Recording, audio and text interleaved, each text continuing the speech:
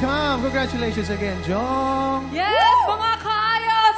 The Clash 2025 Grand Champion Jong Madalita! Yes, sir! Yes! Jong, ano bang pakiramdam na finally nakuha mo na yung corona bilang The Clash Champion?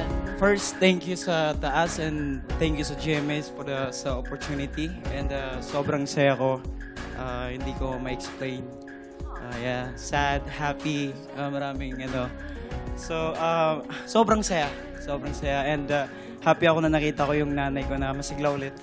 Yung parents ko, yung family ko, lahat. And for sure, proud na proud ang parents mo sa'yo. And of course, your dad. Thank you, thank you.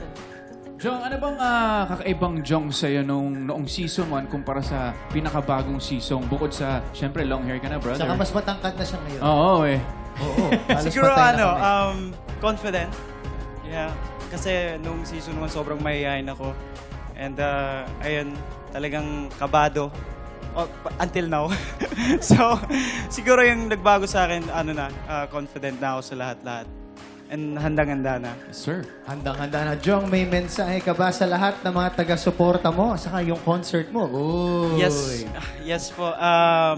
First solo concert ko sa November sa New Frontier po. Yes. November And, 18. produced by Wide International and some more details soon.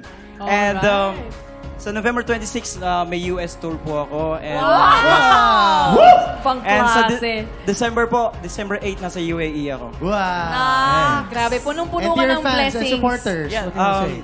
thank you. Thank you sa lahat ng mga sumusuporta sa atin. Thank you po. Maraming salamat sa Kabakan North Cotabato, sa Cotabato City.